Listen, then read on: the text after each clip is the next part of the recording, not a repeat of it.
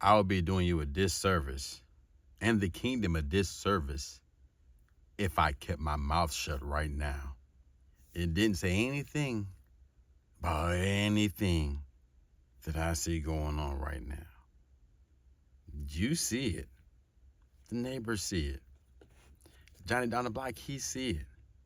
If you don't see it, something is wrong, my people. Something is wrong. I'm bringing the news serious. This is going to be the first one. Starting off right here. I'm wearing the red for a reason because it's a red alert type of thing. It's just like you need to pay attention to what's going on a whole nother level.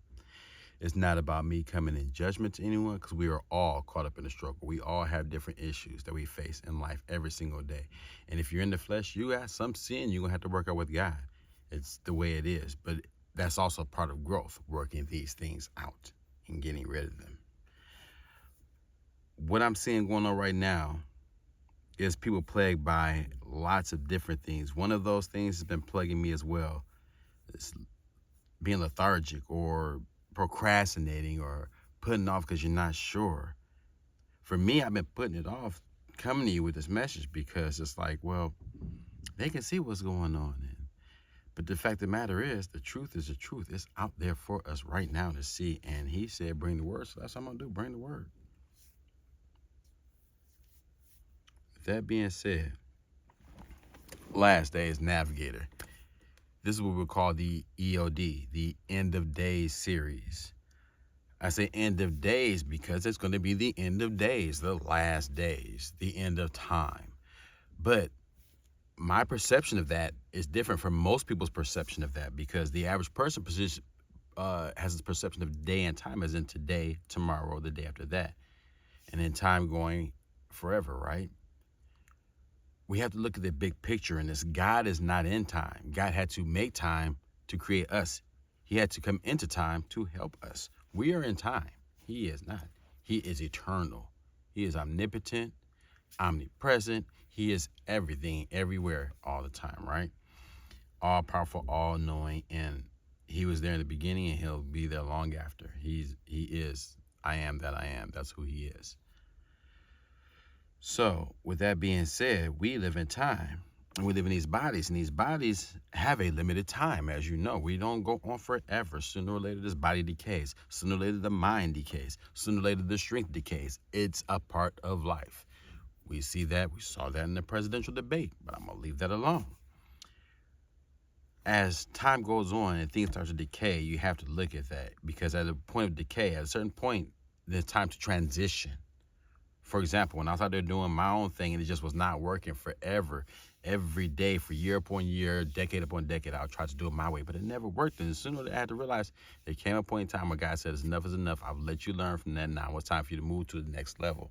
And he did that for me. And now I feel like I'm going through another transition like that, which is key because going into this end time prophecy, going into the days that we're walking into, I believe myself to be a watcher. I believe myself to be blessed with this gift from God to be able to see what's going on and to be able to break it down for folks. It's not to say that I'm all important or anything like that, or I'm better than the next person. No, everyone has gifts and talents. Some people have the gift of touch. Some people have the gift of prophecy. Some people have the gift of healing. Some people have the gift of exhortation. Lots of people have lots of different gifts. That's the body of Christ. He just happened to give me the gift to be able to see Bible prophecy and be able to speak it to you, and I'm thankful for that. With that being said, if that's the case, then I definitely can't shut up, because what I see is that we are coming very, very close to those end days. We are already basically in it. We're seeing the fruits of it as we speak, because everything we're seeing right now is just the beginning. It's still just the beginning of the birth pains. They're cranking up, though, because the sucker's about to give birth. Taking it way back, in Matthew chapter 24, verses 1 through 14, you have what's called the Olivet prophecy, or the prophecy on the Mount of Olives. The apostles came to Jesus, right? And they're like, so Jesus had just was talking to them, and he was saying, hey, there's going to come a time when not one stone will be left on top of another, right? And he was talking about his body. He was talking about the temple, but he's also talking about where we see. When he said that they were going to tear down the temple in 3 days, he would rebuild it, right? That's what the story he was telling about his crucifixion that was coming. He was saying that they're going to try to put this temple down in 3 days. I will raise it. And he said that very clearly, I will raise it up. How can you raise up a body? if you are dead. That's one thing about Yeshua. He went down and conquered sin and death, but he didn't die in the sense of that spiritual death, because he is who he is. He is God. Yeshua gave his life for us. The Father knew what time it was long before we ever really started making moves on this earth. He knew what it was. He counted the numbers and numbered the hairs on our head. So you got to imagine, he knows everything you're going to do from start to finish before he ever created you. Yeah, he still created you. He still created us. He knew everything I was going to do in life, and he still chose me. And I'm like, me? For real? Me? Okay, Lord. Thank you, Lord. Thank you. I'm grateful. But I look at the things I did in the past. I look at the things I fight nowadays. But the things I fight nowadays, I feel that I can see the enemy coming up and speaking in my ear saying, you're not worthy. You ain't about that life. Well, I may not be worthy, but he says I am. And he says he's going to make me about this life. And so that's what I'm doing. In the other prophecies in Matthew chapter 24, Jesus tells us of his return and what the world will be like, right? He tells us to watch out and that no one deceive you, because many false prophets will arise. Many false guys will come out there, false Christ, saying, I am the Christ. And people are going to run to him. He says, do not be deceived. Watch out that no one deceives you. These are his words, Yeshua. Be types of antichrist will abound, false prophets claiming his name or claiming to be him, but they are not him, and they will lead many astray. Watch out for those folks. He said in that Olivet prophecy that there'll be wars and rumors of wars, but this is not the end. Now, I preface that wars and rumors of wars with another prophecy in Daniel, where he spoke of the same time period, when he says wars and desolations are decreed. And it's in the book of Ezekiel too. Wars and desolations are decreed till the end, meaning once this final war starts popping off, it's on and popping to the end. And it's no going back to what you would call a real peaceful time, right? Wars and desolations have been decreed, and we see that today. We see at least 2 major wars going on, and we see conflict in so many other nations. It's ridiculous. Throughout South America, throughout Europe, throughout some of the nations in Africa, you've seen a lot of change. You've seen a lot of regime change. In fact, in Africa, you've seen a lot of the colonial governments being pushed out, right? And then you see people that were in power for a long time, that are from different nations, that are being pushed out for what they say is a better way of life, right? They don't want what they've been sold. And basically that's what's going on over there, right? And then in Europe, you see 2 different factions going at it. As in, you have the Europeans that want to fight against Putin and the tyranny of the world. And then you see the other sect that's like, wait a minute, we got a lot of trouble here, so we need to protect our own. And you see a lot of that happening. Watch when you see what happens after this election that is coming up now in France. Their election and their new leader is going to change the game for what they do in their foreign policies, and it may come back to bite them. Italy, same position. They changed governments. So then you look at the enemy, Iran. Well, Iran just lost their president some months ago in a helicopter accident where they flew into this mysterious fog bank that just appeared out of nowhere, and now he's dead. So then they have elections, and everybody says, well, he was killed, and then people naturally want to place it in America. However, here's my question, because corruption is corruption no matter what country you're from, no matter where you go. If there is that case that he was taken out, who's to say he was taken out by us or even a Western nation? How do we know he was not taken out by somebody else in that country or another powerful member in that nation that need him out of the way so they can continue on doing things the way they wanted to? Remember, he's just the president. Ayatollah still runs the show over there in Iran. And that's the truth. Iran also signed an agreement with Russia long ago to work together in partnership for defense of each other. Russia signed that agreement with China last year, but Russia just signed an agreement with North Korea a couple weeks ago.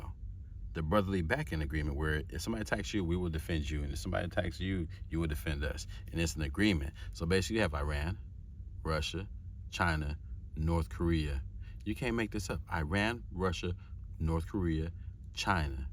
Turkey's jumped into the fray now too, and Turkey has a lot of alliances with those countries. Even though Turkey plays to be middle of the road, some Western, some Eastern, don't get it twisted. Turkey is going to flip fully to that coalition. And that's biblical. That is biblical.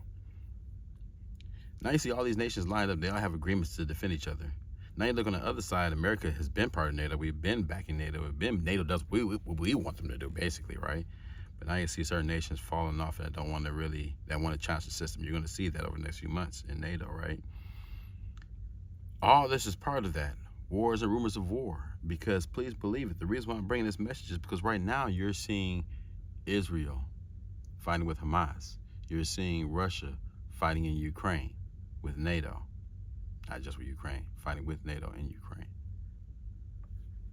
That's the start. That's the tip of the iceberg, because from here, Israel goes into Lebanon. When Israel goes into Lebanon, they're going into Lebanon to go after Hezbollah.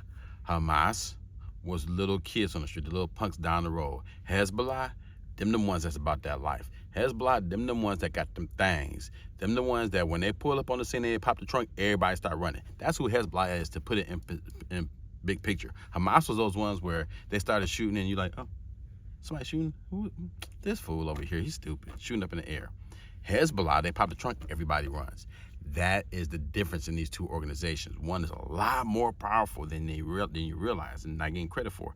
And well, that we're not really, our media is not really talking about them like that. They talk about them both like they're the same. They don't realize this other one, they have major backing, not just by Iran, but by other nations. And they're actually called Iran-backed Hezbollah. They're backed by Iran. So there's that.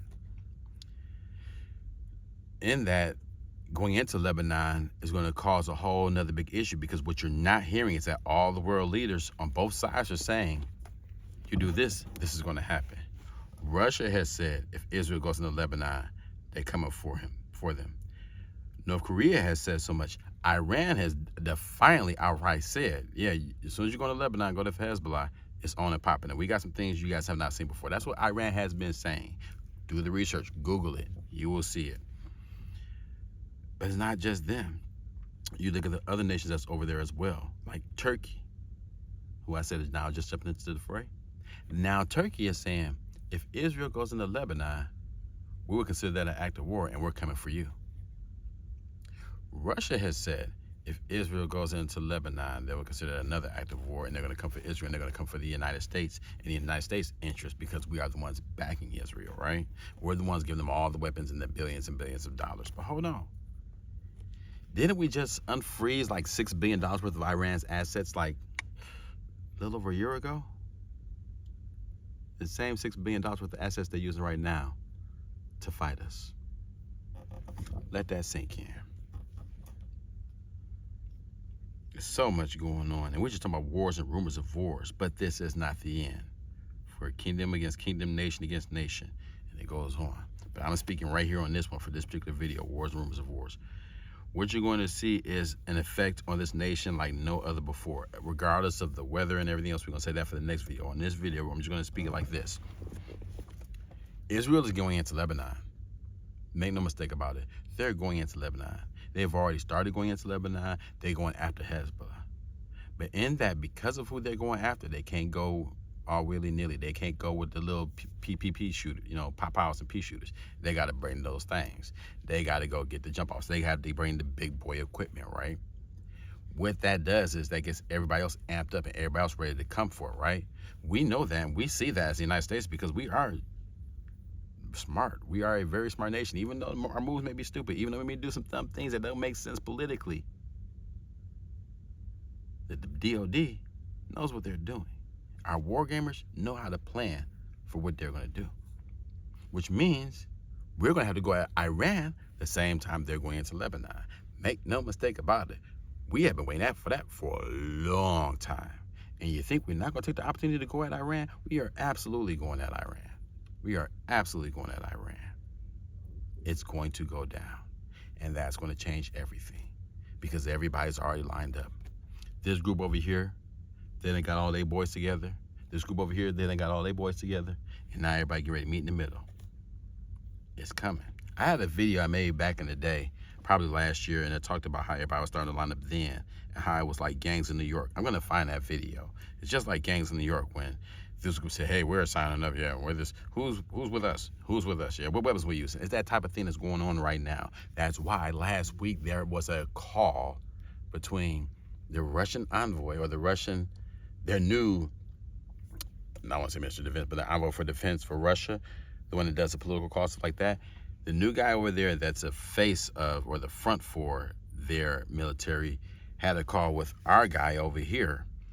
They had a red line phone call, which basically because so much going on over there with them supposedly shooting down one of our RQ-4 Global Hawks, which is one of our best and most expensive drones. There's been a lot of issue with us having backed Israel with attacks that have caused lives on a beach near Lebanon, or actually near Crimea. And so they had to make this phone call because they see what's going on. Israel has amassed troops on the northern border near Lebanon. They see what's going on. Poland has started to move their troops over here closer to Belarus. There's a lot more going on than what people see. It's not just the two wars, I'm telling you. And it's going to happen. It happens quick because you're going to see them go into Lebanon. Then you're going to see another escalation, another level of escalation, and another level of escalation within the course of a month or two. By the time we get to the elections, I'm guaranteeing to you, I would say we would be in at least 4 to 5 wars or 4 to 5 conflicts based off the two wars. I'm put it out there right there. And that's even if we even get to an election, even if we even have an election this year. But that's for a whole nother video. This one is wars and rumors of wars, but this is not the end. So in the book of Revelations, it talks about Israel being surrounded by all of her enemies, right? How all of her enemies are going to come for her, right? And it's like, well, Israel kind of has her enemies surrounding her right now, right? And that's kind of true because they have enemies from the north, enemies from the south, enemies under them, you know what I'm saying? Well, Egypt is under them, and technically Egypt is not an enemy. Egypt is technically a working partner, but not really a working partner. Egypt is working with everybody. Egypt is doing what they got to do to try to keep the peace over there because they make a lot of money off of the West, right? So it benefits them to keep the peace until it doesn't benefit them anymore. Saudi Arabia, once again, it benefits them to keep the peace right now because they're making a lot of money off the West until it does not benefit them anymore. And we're getting to that point where we're going to see that it no longer benefits them to work with the West. And people may not like what I'm about to say, but the fact of the matter is when they look at us right now, and the perception is this, and I encourage you, before I even go there, I highly, highly, highly encourage you to go and do your research. Not MSN, NBC, not CNN, not Fox, not even BBC. I want you to go look at some of the other news outlets from other countries. Google a country, and then that out what their news article is. And listen, and I'm not talking about like crazy like North Korea or anything like that, or China who flip stuff just as bad as we do, as bad as our media does. I'm talking about other nations, right? Look at a bunch of them, and then Google their news and see what their news says and see what they say on their news cycles, right? You know, it's an interesting pattern. It looks different from what we're saying over here. Very different. Not North Korea crazy, because North Korea is the most polarized nation on the planet, and their ideology and what their people are given is it's a whole nother story. I'm gonna leave it alone, but it's sad. But when you look at everything going on, you see the enemies lining up. You see people lining up left and right. And you see people looking at America, and they look at us as weak now. And that is the truth. You can spin it how you want to spin it. This media source, that media source, they can spin it how they want to spin it. The proof is in the pudding. If you go look, they look at us as a weak nation right now because of how our leadership looks. And the debate did not do us any favors either way. In fact, the debate kind of made things worse. Because if you're going to be a realist and look at it from the middle, not looking at it as a Democrat, not looking at it as a Republican, but if you're going to look at it down the middle just as an actual, natural-born American, just a regular American, right? You look at how we looked, how one leader looked older. He didn't have his stuff together mentally. He looked like he was losing some cognitive ability. The other leader did not answer questions. The other leader danced around those questions. The other leader just kept touting what he did, which a lot of things he said he did was an embellishment, and he did not key in on the good things that he did do that actually helped the nation. And on the other end, the one that had the cognitive inability, he had a few moments where he could have really went in, and he did not. And so when I look at this debate, Unlike any other debate I've seen in the past, and I've watched debates because I want to know the mindset of the people that's running the show, or the people that we prop up there to run the show. And I look at this debate and I said, this is the most embarrassing thing our nation has put out there. We didn't put out there some interesting entertainment, but this right here is probably the most embarrassing. But most importantly, and this is what you need to be paying attention to, everyone else's perceptions of America and American leadership. Because the people sitting down in France in the coffee shops and the tea houses, sipping their tea, laughing, stupid Americans, right? I get that. The people in those boroughs, the people in those rooms, in the palaces, and in the strategic rooms, looking and saying, look, he's weak right now.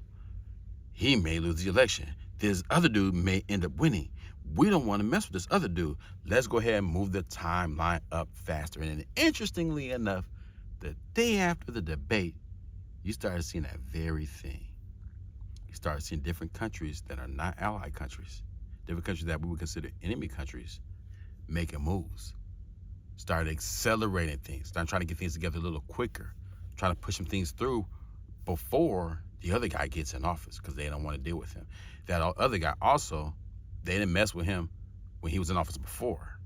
There was nothing going on when he was in office. In fact, he was going over there hanging with them and stuff like that. And they were saying they loved him and this and the other. And then we were like, what the heck, and all this other stuff, you know what I'm saying? But nothing happened during that time period.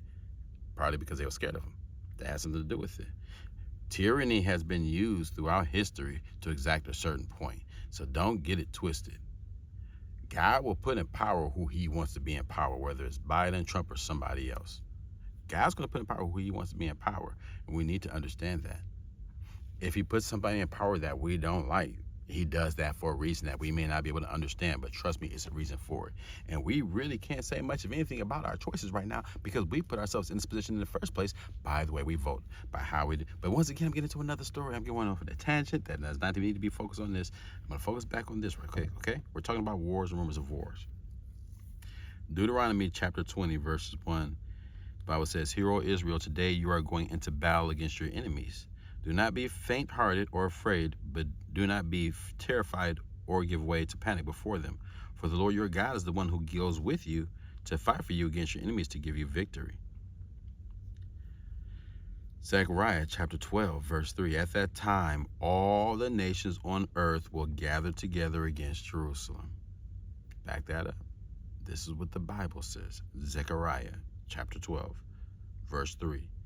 "At that time, all the nations on earth will gather together against Jerusalem. Then it will become like a rock that cannot be moved. All the nations that try to move it will only hurt themselves. On that day I will fill every horse with panic." The Lord will destroy Jerusalem's enemies, right? Now, he's done that before in the past, and he's going to do it again. But this right here speaks to the latter days. Right now, Jerusalem cannot be surrounded by her enemies on all sides because anybody trying to come at Jerusalem got to come through us first. You know what I'm saying? You got to go through Debo before you get to Jerusalem. However, what happens if something happens to Debo? He gets a cold, a vicious cold or a virus or something. What happens if Debo gets into a car accident, breaks his legs and an arm or something? What happens if that person that's supposed to have been backing you all this time is no longer able to do that because they in problems and in trouble themselves? Then what happens? See, these are the things I think about, because it's like, if this is what the Bible says is going to happen, then it's going to happen. So how do we get there? What happens here now to get us to that point? Which tells me that through these wars and rumors of wars, America inevitably will be affected and will take a step back.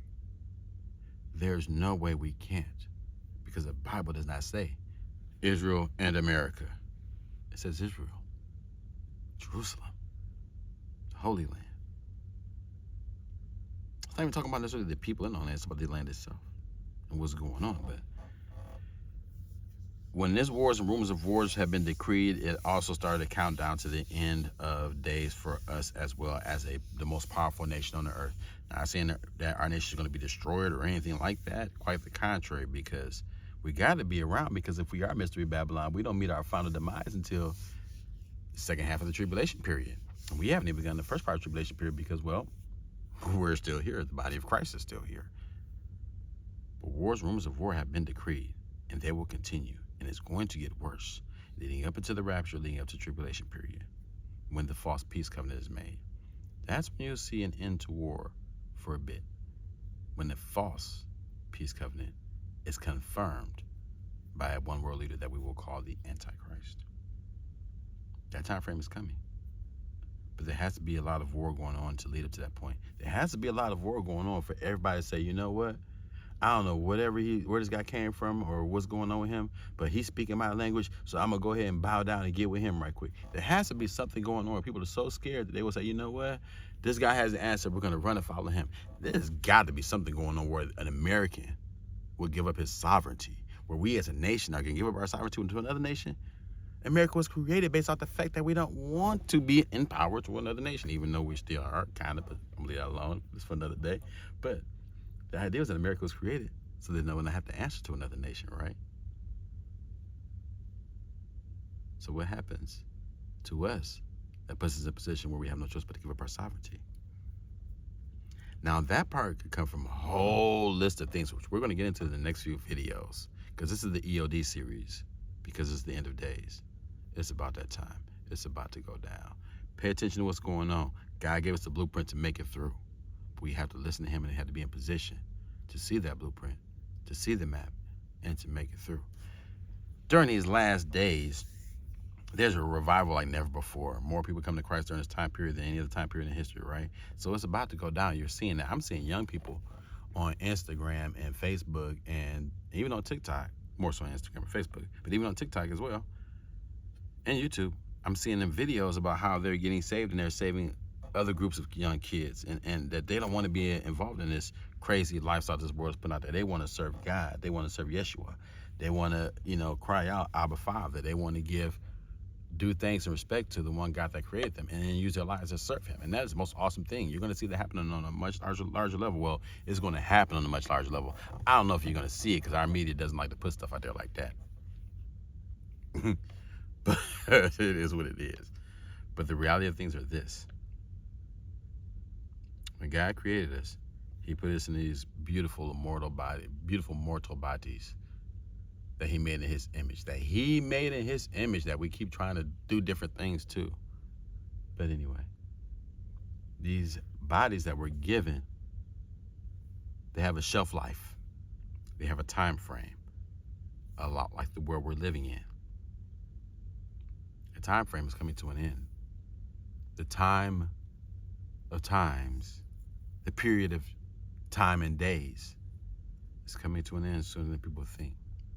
If you look at the planet and what's going on with the planet, it is inevitable, because there is no way humans could survive on the earth in its current state 100, 200 years from now.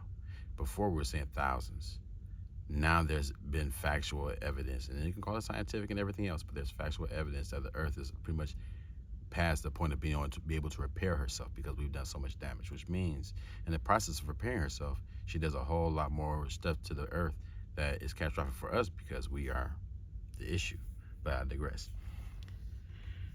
In this time frame we're living in, we're going to see some things that are going to blow your mind. But trust in God and trust and have faith in him that he's going to see you through, and that he's going to make a way, because he always does.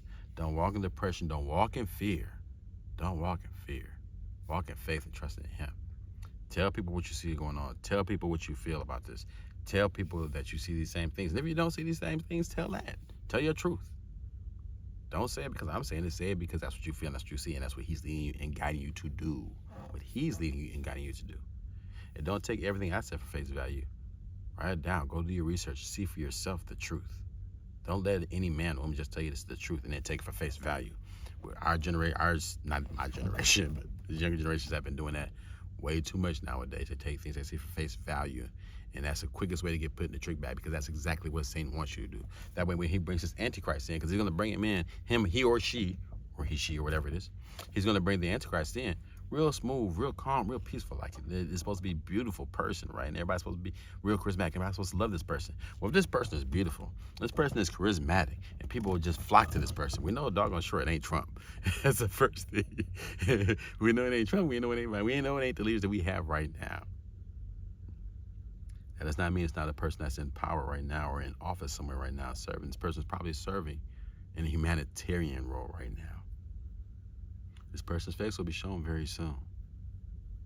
Some people probably already know who it is. And then the people that's on the other side, they definitely know who it is, because unbeknownst to you, while we as Christians have been serving God and following God for these decades after decades and centuries after centuries, the enemy been doing their thing for some years now, some 100 years now, some few 100 years now, putting things in position for this time period, for this time frame, because in their mindset, they believe they have the opportunity to beat the one true God. They've been living a lie and following a lie with Satan and all his demons. And there's a lot of demons out there, a lot of them. People don't talk about enough. People make it seem like it's just nothing. You don't realize there are very, very powerful demons that have names, that have dedicated duties, not just to persecute you, but to persecute you in a certain type of way.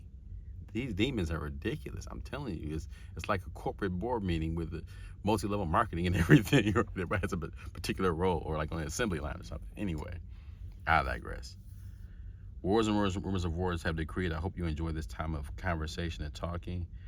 My very next video is going to delve into these other signs, because in the Word, he said he gives us certain signs. Now, he said wars and rumors of wars. Right, check. Kingdom against kingdom. Check. We're going to get into that in the next one. Nation against nation. Then we're going to get into famines, pestilences, earthquakes in diverse places. We're going to get into society, how society has become, and we're going to get into the structure of the world's governments and how that lines up with Bible prophecy. We going in, EOD series. Holla at your boy, Last Days Navigator. End of days.